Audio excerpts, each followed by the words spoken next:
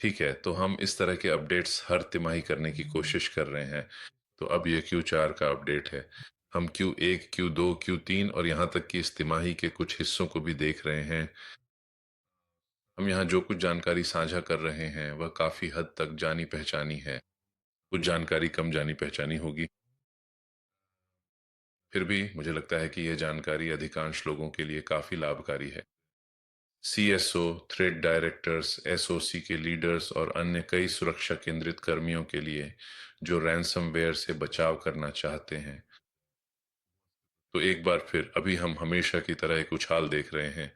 हर साल और साल दर साल हम रैनसमवेयर भुगतान में वृद्धि देखते हैं। कुल राशि, औसत और मीडियन में, साथ ही भुगतान की संख्या में गिरावट भी देखी जा रही है, जो एक तरह से सामान्य सोच के विपरीत है। निश्चित रूप से अब कम पीड़ित रैनसमवेयर का भुगतान कर रहे हैं। मैं कहूंगा कि इसमें थोड़ी सी गिरावट आई है। मुझे लगता है कि कल या उससे एक दिन पहले भी ब्लिपिंग कंप्यूटर ने भी एक बड़ी गिरावट, 23% तक, कुछ लोग कहेंगे 26%, 25% पीड़ित जो रैनसमवेयर के हमले का शिकार होते हैं अंततः भुगतान कर देते हैं। तो पीड़ितों की संख्या निश्चित रूप से कम हो गई है, लेकिन रैनसमवेयर भुगतान की राशि में काफी वृद्धि हुई है। यह एक व्यापार मॉडल है। हमलावर, हैकर, अपराधी समूह व्यापार को बनाए रखने की कोशिश कर रहे हैं। इसलिए यह अपेक्षित है कि एक सफल रैनसमवेयर के लिए औसत भुगतान बढ़ेगा। स्पष्ट रूप से संगठनों के लिए यह मुख्य या सबसे महत्वपूर्ण प्रभाव नहीं है। इस संदर्भ में व्यापार निरंतरता की कमी कहीं अधिक महत्वपूर्ण होगी, लेकिन फिर भी यह व्यापार निरंतरता को प्रभावित करता है और कुछ मामलों में रैनसमवेयर समूह को भुगतान करना नियंत्रण रणनीति को कम कर देता है। अब जब हम स्रोत को देखते हैं कि पीड़ित भुगतान क्यों करते हैं या क्यों नहीं करते, तो इसके बारे में अलग अलग शोध लेख हैं। कुछ का सुझाव है कि अधिकांश पीड़ित जो भुगतान करते हैं वे मूल रूप से बैकअप से प्रभावित होते हैं। ये झात है कि बैकअप्स हमेशा काम नहीं करते। असल में ये दुर्लभ है कि वे काम करें। वे संगठन के कुछ हिस्सों के लिए काम कर सकते हैं। वे संगठन के लिए काम कर सकते हैं, लेकिन अगर वे उसी VLAN में संग्रहीत हैं, वे रोजाना काम कर सकते हैं, लेकिन तब लेन देन की महत्वपूर्ण जानकारी सहेजी नहीं जाती। तो एक बार फिर बैकअप्स को कॉन्फ़िगर करना और इंस्टॉल करना महत्वपूर्ण है, लेकिन इसे सही तरीके से करना बेहद चुनौतीपूर्ण है। इसे भी सत्यापित करें। यह भी एक ऐसी चीज है जिसे अधिकांश पीड़ित ग्राहक और कंपनियां सही तरीके से नहीं कर रही हैं, भले ही उनके पास कोई व्यवधान निरंतरता कार्यक्रम या योजना हो। तो एक बार फिर बैकअप्स का काम न करना, बैकअप्स का एन्क्रिप्ट हो जाना या बैकअप्स का मजेदार न होना दुरुपयोग भुगतान का एक महत्वपूर्ण कारण है। दूसरा कारण स्पष्ट रूप से यह है, खासकर निजी, वित्तीय, स्वास्थ्य देखभाल, कानूनी मामलों में जहां यह 5 साल तक ले जा सकता है। तो जब हम 2025 बनाम 2024 पर विचार कर रहे हैं, तो उत्तरदायित्व और कानूनी निहितार्थों के साथ जांच की जाएगी। रैनसमवेयर समूह के द्वारा बनाए गए लीडर बोर्ड में हाल ही में मामूली बदलाव हुए हैं। 2024 में रैनसम हब ने महत्वपूर्ण भूमिका निभाई। यह अभी भी मौजूद है, लेकिन कीलिन और अकीरा ने इसका नेतृत्व संभाल लिया है। अकीरा एक तरह से पीछे चली गई और कीलिन शायद सबसे अधिक, अभी सबसे महत्वपूर्ण है। हमारे पास वह था। हमें कई बार हमारे कई ग्राहक साइट्स पर उनके साथ निपटने का दुर्भाग्यपूर्ण अवसर मिला, और अकीरा भी, उसके भी बहुत दिलचस्प काम करने के तरीके हैं जिनके बारे में हम भी बात करेंगे। क्लॉप हमेशा की तरह, मैं वास्तव में नए वन डे या zero day file share exploit vulnerabilities का फायदा उठाने में लगा रहता हूं, या मॉनिटरिंग न करना, जैसे कि वे कहीं भी चले जाते हैं आदि। तो जैसे ही उस डोमेन में कोई नई कमजोरी आती है, वे इस डोमेन के विशेषज्ञ हैं, वे अपनी महत्वपूर्ण संख्या में सफल रैनसमवेयर ऑपरेशंस कर लेते हैं, लेकिन फिर वे अगले मौके का इंतजार करते हैं, जो कि कीलिन और अकीरा से बहुत अलग है, जो लगातार सक्रिय रहते हैं हर चीज में। तो इससे पहले कि हम आज जिन तीन अलग-अलग प्रकारों में गहराई से जाएं, जिन्हें मैं साझा करना चाहता हूं, ransomware as a service, direct ransomware और रैनसमवेयर बिना एन्क्रिप्शन के, मैं कुछ संकेतक साझा करना चाहता हूं जो हमने पहले ही चौथी तिमाही में देखे हैं। तो ये वाकई में हाल ही की बात है। इनमें से कुछ चीजें हमने वास्तव में पिछले कुछ हफ्तों में अलग-अलग ग्राहक वातावरणों में अनुभव की हैं। तो मुझे लगता है कि ये महत्वपूर्ण है, खासकर अन्य कंपनियों के लिए, कि वे इसके लिए तैयार रहें, इस तरह के ऑन ऑपरेशंस के लिए। खास तौर पर हमने अकीरा को देखा। अकीरा नंबर 2 है, जैसा कि मैंने अभी बताया, जो सोनिक वॉल की कमजोरियों का दुरुपयोग कर रहा है, खासकर वे जिनमें पैच नहीं लगा है और जिनके पास क्लाउड बैकअप सक्षम है। इसे माई सोनिक वॉल कहा जाता है। मूल रूप से वे कॉन्फ़िगरेशन को बाहर निकाल रहे हैं, जिससे उन्हें, मुझे लगता है इसे एक्सपी फाइल कहा जाता है, अगर मैं गलत नहीं हूँ, और फिर वे उस जानकारी का उपयोग करके उसी सेवा के माध्यम से सीधे ग्राहक के वातावरण में फिर से प्रवेश कर सकते हैं। कीलन अभी भी कुछ फोर्टिगेट का शोषण कर रहा है, भले ही यह थोड़ा पुराना है, तो जिनमें पैच नहीं लगा है, वे निश्चित रूप से प्रासंगिक हैं। तो ये वे शुरुआती प्रवेश बिंदु हैं सोशल इंजीनियरिंग के अलावा। हमने वास्तव में ये पिछले कुछ हफ्तों में देखा है। सोशल इंजीनियरिंग, मेरा मतलब है हम इसे 20-20, 25 तक लगभग हर महीने देख रहे हैं, लेकिन यहाँ तक कि पिछले कुछ हफ्तों में भी टीम्स के माध्यम से सोशल इंजीनियरिंग बहुत लोकप्रिय हो गई है। हम देखते हैं कि ग्राहकों को एक ही समय में कई कर्मचारियों को कॉल किया जा रहा है, जैसे 3, 4, 5, 6 कर्मचारियों से हमलावर टीम्स के जरिए संपर्क कर रहे हैं, कभी कभी गलत कॉन्फ़िगरेशन के कारण, जिससे बाहरी टीम कॉल्स और अन्य संपर्क के तरीके संभव हो जाते हैं, लेकिन मूल रूप से उन कर्मचारियों से टीम्स के माध्यम से संपर्क किया जा रहा है और उन्हें क्विक असिस्ट जैसे टूल इंस्टॉल करने के लिए मनाया जा रहा है, जो ऑन पैरेटिंग सिस्टम में ही दिया और बनाया गया है, जो हमलावर को रिमोट कंट्रोल की अनुमति देता है और आगे के अगले कदमों की स्थापना भी संभव बनाता है, जो अपने आप में काफी दिलचस्प हैं। लेकिन फिर भी हाल ही में यह सबसे लोकप्रिय सोशल इंजीनियरिंग तरीकों में से एक है। स्पष्ट रूप से अन्य तरीके भी हैं जो खतरे के विश्लेषक के नजरिए से बहुत दिलचस्प और शानदार हैं, और ये परिष्कृत फिशिंग से संबंधित हैं। लेकिन मुझे यहाँ एक पल के लिए रुकना पड़ा, क्योंकि ये वाकई, और यह तरीका कम से कम एक या दो कर्मचारियों को तो चकमा दे ही देता है, जो आमतौर पर इस तरह की आईटी हेल्प डेस्क की नकल को मान लेते हैं और रिमोट हमलावर को अपने एंड पॉइंट से कनेक्ट करने की अनुमति दे देते हैं। और कुछ घटनाएं जो हमने विश्लेषण की, वे अंततः उन्हीं समूहों द्वारा रैनसमवेयर तक पहुंच सकती थीं। यह देखना दिलचस्प था। परसिस्टेंसी बैकडोर्स के अलग अलग प्रकार। मुझे लगता है कि मैंने लिंक्डइन पर बहुत जल्दी इसकी सूचना दी थी, लेकिन ये निश्चित रूप से दिलचस्प जांचें थीं। मेरा मतलब है, हमलावर आमतौर पर एक से अधिक बैकडोर, यहाँ तक कि दो से भी ज़्यादा बैकडोर इंस्टॉल करते हैं, सिर्फ परसिस्टेंसी बनाए रखने के लिए, क्योंकि हमेशा की तरह आपके पास एक आंतरिक और बाहरी घटना प्रतिक्रिया टीम होती है, जो घटना को नियंत्रित करने की कोशिश कर रही होती है। यहाँ तक कि घटना प्रतिक्रिया के बिना भी वे दरवाजा बंद करने की कोशिश कर रहे हैं, शायद फायरवॉल को ब्लॉक या नियंत्रित करने की कोशिश कर रहे हैं। तो हमलावर वहां क्या कर रहे हैं? वे एक तरह का बैकडोर छोड़ रहे हैं ताकि वे फिर से वातावरण में प्रवेश कर सकें, भले ही उन बैकडोर्स में से कोई एक समझौता हो जाए। पिछले कुछ हफ्तों में हमलावरों द्वारा स्क्रीन कनेक्ट का बहुत दिलचस्प तरीके से इस्तेमाल किया गया, एक बहुत ही परिष्कृत परसिस्टेंसी विधि के तहत ऑथेंटिकेशन पैकेजेस एलएसए के माध्यम से। अगर कोई मुझसे सीधे संपर्क करना चाहता है, तो मैं उनके साथ वह तकनीक साझा करूंगा। लेकिन फिर भी हमने देखा कि हमलावर सीधे स्क्रीन कनेक्ट से कनेक्ट कर रहे थे, शेल कोड्स डिप्लॉय कर रहे थे, कमांड्स चला रहे थे और अंततः वातावरण के समझौते तक पहुंच रहे थे।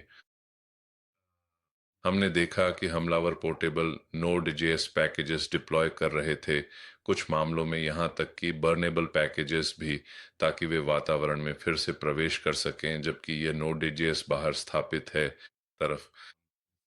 ठीक यही बात जावा पोर्टेबल पैकेजेस के साथ भी है। यहाँ तक कि अगर आपके पास जावा नहीं है तो भी वे आपको एक पूरा फोल्डर सभी डिपेंडेंसीज के साथ दे देते हैं। जावा एक सेवा के रूप में काम करता है और आपके पास एक बैकडोर री एंट्री होती है। पिछले कुछ हफ्तों महीनों में हमने कुछ दिलचस्प बचाव तकनीकें देखी, खासकर जब हमलावर मॉर्फोसेक को चकमा देने में असफल रहे। ईडीआर पढ़ने के बाद वे डिप्लॉय करने की कोशिश करते हैं। यही उनका अंतिम लक्ष्य होता है, सुरक्षा नियंत्रण से बचना। इसलिए वे ऐसे मशीनों पर डिप्लॉयमेंट करते हैं जो सुरक्षित नहीं हैं, जैसे कि इस मामले में वर्चुअल बॉक्स। यह एक पुरानी विंडोज 7 मशीन थी, लेकिन ऐसे और भी मामले हैं जहां असुरक्षित वर्चुअल एनवायरनमेंट्स का डिप्लॉयमेंट किया गया, या फिर वे किसी असुरक्षित उपकरण, डिवाइस या गेटवे से ऐसा करते हैं। एक बहुत ही उच्च प्रतिशत एन्क्रिप्शन ऑपरेशंस आजकल असुरक्षित उपकरणों, gateway, file share, QNAPs, backup server और अन्य ऐसे सिस्टम से हो रहे हैं जिन पर आप मूल रूप से कोई इंस्टॉलेशन नहीं कर सकते, जैसे कि उनके ऊपर कोई एजेंट इंस्टॉल करना। और यही कारण है कि इन डिवाइसेस की रिमोट एन्क्रिप्शन से सुरक्षा करना बहुत ज़रूरी है। यह तरीका काम करता है, आगे भी काम करता रहेगा और हमलावर इसका दुरुपयोग करते रहेंगे। तो ये पिछले कुछ हफ्तों में हमने जो देखा उसका एक बहुत ही संक्षिप्त सारांश था। अब आइए बात करते हैं उन 3 प्रकार के रैनसमवेयर के बारे में जिनका हमने पिछले कुछ महीनों में अनुभव किया है। मैं बात करने जा रहा हूँ रैनसमवेयर एज ए सर्विस की, वन टीम रैनसमवेयर और बिना एन्क्रिप्शन वाले रैनसमवेयर की। तो रैनसमवेयर एज ए सर्विस शायद वह प्रमुख प्रकार का रैनसमवेयर है जिसका आजकल अधिकांश पीड़ित अनुभव करते हैं। यहाँ मैंने एक उदाहरण प्रस्तुत किया है, बहुत ही उन्नत समूह। मुझे लगता है कि माइट ने भी किसी समय इसका मूल्यांकन किया था। मूल अंग्रेजी बोलने वाले लोग मूल रूप से थोड़े समय के लिए गायब होने के बाद ये फिर से सामने आए हैं और अब वित्तीय संस्थानों, टेलीकॉम कंपनियों को निशाना बना रहे हैं। मेरा मतलब है, आपके पास स्कैटर स्पाइडर के बारे में बहुत सारी जानकारी हो सकती है। इस क्षेत्र में कुछ गिरफ्तारियां भी हुई थीं। यह इसका उद्देश्य या मकसद नहीं है। वेबिनार का उद्देश्य रैनसमवेयर सर्विस के बारे में बात करना है और इस मामले में इस समूह ने कम से कम मार्क एंड स्पेंसर के समझौते के मामले में, जिसका लगभग 3 महीनों तक पुनर्प्राप्ति पर बहुत बड़ा प्रभाव पड़ा था, का उपयोग किया। 750 मिलियन की ब्रांड प्रतिष्ठा को नुकसान हुआ और मेरा मतलब है, हम इस रैनसमवेयर से जुड़े अतिरिक्त प्रभाव और लागत को गिनते ही जा सकते हैं। लेकिन अंततः जिस रैनसमवेयर एन्क्रिप्शन समूह में इस समय रुचि है वह है ड्रैगन फोर्स, जिसे रैनसमवेयर एज ए सर्विस के रूप में जाना जाता है। वैसे किलीन भी रैनसमवेयर एज ए सर्विस है और इस मामले में आप मूल रूप से इन सेवाओं को किराए पर ले सकते हैं, ड्रैगन फोर्स का उपयोग कर सकते हैं। आपको उन लोगों को भुगतान करना होता है जो आपको इसका उपयोग करने की क्षमता देते हैं और यह इसी तरह काम करता है। यह वास्तव में बहुत दिलचस्प है। हम इस पर भी काफी समय बिता सकते हैं, लेकिन जल्दी से कहूँ तो रैनसमवेयर एज ए सर्विस, मुझे लगता है कि यह अपराधी समूहों के भीतर सबसे तेजी से विकसित होने वाले क्षेत्रों में से एक है जो रैनसमवेयर से जुड़े हैं। रैनसमवेयर समूह एक दूसरे से प्रतिस्पर्धा करते हैं कि कौन अपने ग्राहकों को अधिक सेवाएं प्रदान करता है। ग्राहक वे अपराधी समूह होते हैं जो अंततः पीड़ित का सफलतापूर्वक एन्क्रिप्शन कर देते हैं। कुछ नेता हैं जैसे कि कीलिन, जो लॉ ऑफिस सेवाओं जैसी सेवाएं प्रदान करते हैं। वे वास्तव में आपके डेटा की जांच कर सकते हैं, पता लगा सकते हैं कि आपकी सप्लाई चेन कौन है, उन सप्लाई चेन को कॉल कर सकते हैं ताकि डेटा चोरी के मामले में दबाव को दोगुना किया जा सके। वे आपको ऐसी सेवाएं प्रदान करेंगे जो वास्तव में पीड़ित को पूरी तरह से दबाव में ला देंगी और मूल रूप से उसे फिरौती देने के लिए राजी कर देंगे। उदाहरण के लिए, वे फिरौती की राशि का लगभग 10 से 20% लेते हैं और 80% आपके पास जाता है। अधिकांश रैनसमवेयर एज ए सर्विस फिरौती की राशि का 15 से 30% के बीच लेते हैं। कुछ, जैसे कि पे टू की उदाहरण के लिए, वे प्रतिशत इस आधार पर लेते हैं कि आप इजराइल के खिलाफ शत्रुतापूर्ण गतिविधियों का कितना समर्थन करते हैं। तो अगर आप इसका समर्थन करते हैं तो वे केवल 20% लेंगे, अन्यथा वे 30% लेंगे। इन सेवाओं को ज्वाइन करने और उपयोग करने के लिए कुछ आवश्यकताएं होती हैं। पे टू की शायद एकमात्र ऐसा है जो पहले से पैसे नहीं मांगता। बाकी सभी में भाग लेने के लिए मान लीजिए $1000 या उससे थोड़ा अधिक की आवश्यकता होती है। और अगर आप बहुत कम समय में कोई गतिविधि नहीं दिखाते हैं तो वे आपको बाहर निकाल देंगे। तो वास्तव में अपराधी समूह या वे व्यक्ति जो हमला करने और अच्छा पैसा कमाने की सोच रहे हैं, अच्छा नहीं बल्कि जल्दी पैसा कमाने की सोच रहे हैं, उन पर यह काम जल्दी करने का दबाव रहेगा। लेकिन आप जानते हैं, रैनसमवेयर एज ए सर्विस के बारे में अब काफ़ी बात हो गई। ये शायद उन हमलों में से एक होगा जिसका आप में से कोई अनुभव कर चुका है या दुर्भाग्यवश अनुभव करेगा। चलिए इसे छोड़ते हैं।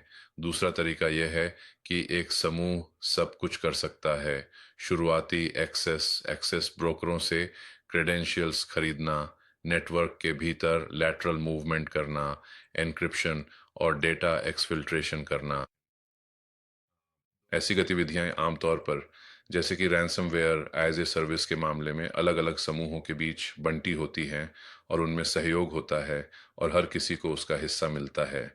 यहाँ हम उन समूहों की बात कर रहे हैं जो मूल रूप से सारा काम खुद करते हैं, लेकिन साथ ही ज्यादातर पैसा भी खुद ही रखते हैं। सेफ पे इसका एक अच्छा उदाहरण है, और इंग्राम माइक्रो, जो 20-20-25 के सबसे चर्चित समझौतों में से एक था, ने भी इसका अनुभव किया। लेकिन ऐसे और भी मामले हैं जो शायद 2025 में थोड़े कम प्रसिद्ध रहे। इस मामले में हम उन लक्ष्यों की बात कर रहे हैं जो आईटी, एमएसएसपी, प्रोफेशनल सर्विस, एमएसपी और मैन्युफैक्चरिंग से जुड़े हैं। एक ही समझौते के साथ आप कई अन्य समझौतों, पुनर्वितरण, ग्राहकों के प्रबंधन आदि तक पहुंच सकते हैं। और फिर रैनसमवेयर एन्क्रिप्शन में एक दिलचस्प बढ़ोतरी देखने को मिल रही है, या माफ कीजिए, रैनसमवेयर एक्सफिल्ट्रेशन जिसमें एन्क्रिप्शन नहीं होता। इसका फायदा यह है कि आप डेटा एक्सफिल्ट्रेट कर लेते हैं और फिर ग्राहक को 6 महीने बाद एक ईमेल भेजते हैं। लगभग कोई संभावना नहीं होती कि ग्राहक ये जान पाएगा कि हमलावर ने अंदर घुसने का तरीका क्या अपनाया। शायद अपनी कमजोरियों की पहचान भी नहीं कर पाएगा। फोरेंसिक जांच करना भी बहुत मुश्किल होगा, लेकिन डेटा तो साफ तौर पर बाहर निकाला जा चुका होता है। कुछ मामलों में हमने पाया कि कुछ सीईओ को ये फिजिकल मेल सीधे मिलते हैं, यहाँ तक कि हमलावरों की ओर से शोषण के बारे में ईमेल भी नहीं आते और भुगतान करने का तरीका बताया जाता है। अन्य मामलों में हमने प्रतिरूपण करने वालों को भी पाया। ऐसा लगता है जैसे डेटा बाहर निकाला ही नहीं गया। इसलिए अतिरिक्त सतर्क और सावधान रहें, क्योंकि ज़रूरी नहीं कि आपके यहाँ कोई डेटा बाहर गया हो। और हम बिटकॉइन ट्रांसफ़र या अन्य पैसे भी देख रहे हैं, वर्चुअल मनी। ये ट्रांसफ़र तब भी किया गया जब असल में कोई डेटा बाहर नहीं गया था। इसलिए आपको सतर्क रहना चाहिए और सच में वह जानकारी रखनी चाहिए। आप अपनी कंपनी में असली डेटा बाहर जाने के प्रमाण रखना चाहेंगे। मैंने यहाँ बहुत जल्दी विभिन्न प्रकार की वृद्धि डेटा बाहर निकालने, एक्सफिल्ट्रेशन के प्रकारों का उल्लेख किया था। मुझे लगता है कि यह भी महत्वपूर्ण है, मैंने इसकी शुरुआत में चर्चा नहीं की थी। मुझे लगता है दौरान 2025 में, खासकर पिछले कुछ महीनों में, हमने वास्तव में एज्योर कॉपी के माध्यम से डेटा बाहर जाने, एक्सफिल्ट्रेशन का अनुभव किया है। मुझे लगता है कि यह आज के समय की सबसे प्रासंगिक तकनीकों में से एक है। पहले यह काफ़ी हद तक ओमेगा या आरसी लोन जैसी चीज़ों के इस्तेमाल के बारे में था, लेकिन हाल ही में मैं कहूँगा कि अधिकांश हालिया घटनाओं में डेटा को एज्योर में बाहर निकाला गया है। किसी तरह के रैंडम बिट बकेट में। इसे रोकना बहुत मुश्किल है क्योंकि आपके पास एज़्योर के साथ संवाद करने वाली कई प्रक्रियाएं होती हैं और बहुत सारे बैकअप भी उसी तरह की यूआरएल्स पर जा रहे होते हैं। और जाहिर है विरोधी भी इसी अवधारणा का लाभ उठा रहे हैं और आपके सर्वरों में से एक से एज़्योर कॉपी के जरिए डेटा वहीं भेजा जा रहा है। अगला, थोड़ा सा अलग अलग तकनीकों के बारे में। इनमें से कुछ तो स्पष्ट हैं, मुझे लगता है इनमें से कुछ अन्य लेखों में भी प्रकाशित हुई थी। लेकिन एक्सफिल्ट्रेशन के बिना कोई रैंसमवेयर नहीं होता, लेकिन ऐसे रैंसमवेयर होते हैं जिनमें एन्क्रिप्शन नहीं होता है ना। तो एक्सफिल्ट्रेशन एक तरह से मुख्य तकनीक है जिसे आप लगभग हर रैंसमवेयर घटना में अनुभव करेंगे, अगर सभी में नहीं तो। लैटरल मूवमेंट भी, यह भी एक बहुत लोकप्रिय तकनीक है। आप क्राउन ज्वेल्स तक पहुंचना चाहते हैं, आप अपने SQL server, file share server और अंततः अपने डोमेन कंट्रोलर तक पहुंचना चाहते हैं ताकि अलग अलग यूजर जानकारी का अतिरिक्त ट्रेस मिल सके। प्रभाव या तो एन्क्रिप्शन घटक होता है या विनाश घटक, यह आपके भौगोलिक स्थान पर निर्भर करता है। हो सकता है कि अंतिम उद्देश्य सिर्फ आपका डेटा नष्ट करना हो, लेकिन अगर आप असली रैंसमवेयर की बात कर रहे हैं जिसका उद्देश्य आपसे पैसे लेना है, तो फिर वह एन्क्रिप्शन ही होगा। और डिफेंस एवेजन महत्वपूर्ण है। अगर आप माइटर को देखें तो सफल अटैक चेन के लिए कई तरह की रणनीतियां होती हैं, जो persistency, initial access, execution, C2 communication आदि से शुरू होती हैं। इनमें से सभी रैंसमवेयर के संदर्भ में वास्तव में लोकप्रिय नहीं है। जरूरी नहीं है, खासकर C2 कम्युनिकेशन में, लेकिन डिफेंस एवेजन जरूरी है क्योंकि आपको मौजूदा सिक्योरिटी स्टैक से बचना होता है। बहुत सारी एवेजन तकनीकें हैं, हम इनके बारे में बात करेंगे, खासकर उन तकनीकों के बारे में जो हम 20-20-25 में देख रहे हैं। लेकिन लगभग हर रैंसमवेयर घटना में आप एवेजन देखेंगे। एवेजन के बिना रैंसमवेयर काम ही नहीं करेगा। ये एक सामान्य तथ्य है कि ईडीआर और बेसिक सिक्योरिटी स्टैक को अपनाना उत्तर अमेरिका में लगभग पूर्णता के बहुत करीब है। और कुछ भी 100% नहीं होता, लेकिन हम मिडिल साइज एंटरप्राइजेस की बात कर रहे हैं। इनमें से अधिकांश ने प्रमुख ईडीआर समाधानों में से किसी एक को अपनाया है और फिर भी रैंसमवेयर की मात्रा कम नहीं हुई है। डिस्कवरी और रिकॉर्डिंग सेंस भी बहुत लोकप्रिय है, खासकर एडवांस्ड आईपी स्कैनर, जेनमैप, एनमैप जैसी चीजें चलाने में। पोर्ट स्कैनर वगैरह जैसी चीजें, बहुत सारे टूल्स हैं जिन्हें चलाया जा रहा है और इनमें से कई यूआईटी द्वारा इस्तेमाल किए जा रहे हैं। डिफेंस एवेजन के बारे में कुछ बिंदु बहुत जल्दी बता देता हूं। जहां एक ओर अपने खुद के वल्नरेबल ड्राइवर लाने को लेकर बहुत चर्चा हो रही है और मुझे लगता है कि माइक्रोसॉफ्ट इस मामले में बहुत अच्छा काम कर रहा है। वे सर्टिफिकेटेड ड्राइवर्स की सूची को सपोर्ट और एक्सटेंड कर रहे हैं जो आजकल दुरुपयोग किए जा रहे हैं। आप उस फीचर को सक्षम कर सकते हैं और मूल रूप से अपने अटैक सरफेस को कम कर सकते हैं। लेकिन सेफ मोड के जरिए एन्क्रिप्शन द्वारा बहुत सारी एवेजन तकनीकें भी हैं। हम इसे बहुत बार देखते हैं। कई एडीआर्स, खासकर क्राउड स्ट्राइक के महत्वपूर्ण प्रभाव के बाद, ब्लू स्क्रीन वास्तव में ऑपरेशनल नहीं है, कम से कम सेफ मोड में पूरी तरह से ऑपरेशनल नहीं है, जो कि एक बेहतरीन मौका है विरोधियों के लिए सफलतापूर्वक एन्क्रिप्शन करने का बिना रोके जाने के। तो सेफ मोड निश्चित रूप से एवेजन में एक बड़ा कारक है। एवी रिप्लेसमेंट का प्रतिरूपण करना, अभी कई अग्रणी तकनीकें हैं जो मौजूदा सुरक्षा नियंत्रणों के साथ छेड़छाड़ करने की कोशिश करती हैं। हाल ही में कुछ हफ्ते पहले एक नई तकनीक आई है जिसमें एडीआरस की डायरेक्टरीज में लिखने की अनुमति दी जाती है। अन्य तरीके मूल रूप से नोटिफिकेशन कॉलबैक्स से समझौता करते हैं। इसके साथ छेड़छाड़ करने के तरीके हैं टेलीमेट्री डेटा जो डीडीआरस द्वारा एकत्र किया जा रहा है, जैसे एएमएसआई या एटीडब्ल्यू के माध्यम से। और अगर फिर से टेलीमेट्री नहीं है तो कोई डिटेक्शन नहीं है, कोई डिटेक्शन नहीं है तो कोई प्रिवेंशन या आइसोलेशन नहीं है।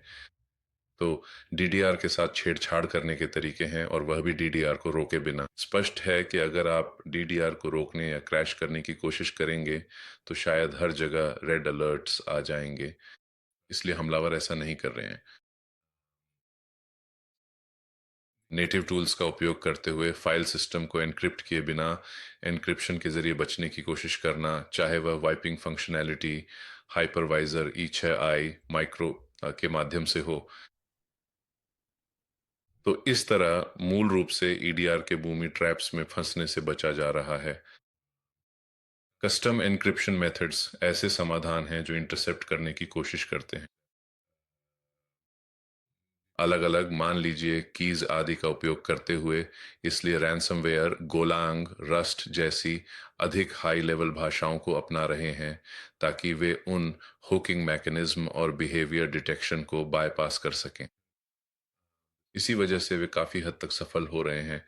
सब कुछ स्टैटिक है, न कुछ हुक करने को है, न मॉनिटर करने को, इसलिए व्यवहार और टीटीपीस को रोकने के लिए कुछ नहीं है।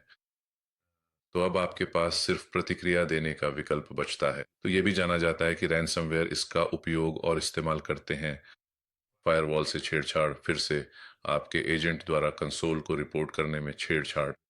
अगर आपके पास विजिबिलिटी नहीं है तो आपके पास प्रिवेंशन, आइसोलेशन आदि भी नहीं है। और भी कई तकनीकें हैं हमारे पास, इन सब पर विस्तार से जाने के लिए ज़्यादा समय नहीं है, लेकिन ये सिर्फ उन तकनीकों का हिस्सा हैं जो हमने देखी हैं और देख रहे हैं। अब थोड़ा सा मार्केटिंग की ताकत, लेकिन मुझे लगता है कि ये सिर्फ मार्केटिंग नहीं है, मुझे लगता है कि ये एक सुरक्षा मेथोडोलॉजी या सुरक्षा बाइबल है, कम से कम मेरे अनुसार, जिसे एंड पॉइंट्स पर लागू किया जाना चाहिए। और सिर्फ एंड पॉइंट्स पर ही नहीं, एंड पॉइंट्स में वर्कलोड सर्वर और EC2 मशीनें भी शामिल हैं। कहीं भी जहां आपने सुरक्षा एजेंट्स का सुरक्षा स्टैक इंस्टॉल किया हो। एंड पॉइंट सुरक्षा EDRs बहुत महत्वपूर्ण है, पेरीमीटर्स, यहाँ तक कि DLPs भी। एंटी रैंसमवेयर को भी अन्य सभी लेयर्स की तरह ही एक लेयर के रूप में माना जाना चाहिए। आपको फाइलों की रिकवरी से निपटना होता है, आपको एन्क्रिप्शन और एक्सफिल्ट्रेशन से भी निपटना होता है, जबकि इन सभी लेयर्स का ध्यान अपनी अपनी समस्याओं पर है। जैसे कि पेरीमीटर फिर से रेप्यूटेशन, IP और फिशिंग आदि पर केंद्रित है। रैनसमवेयर एक बहुत बड़ी समस्या है और आपको उस पर पूरा ध्यान देना चाहिए। इसलिए मैं वास्तव में मानता हूं कि किसी भी कंपनी को इसे एक लेयर्ड अप्रोच के रूप में देखना चाहिए और अन्य सभी लेयर्स के अलावा एंटी रैनसमवेयर से भी गंभीरता से निपटना चाहिए। बस मेरी तरफ से इतना ही। अब हम आपके सवालों के लिए खुले हैं।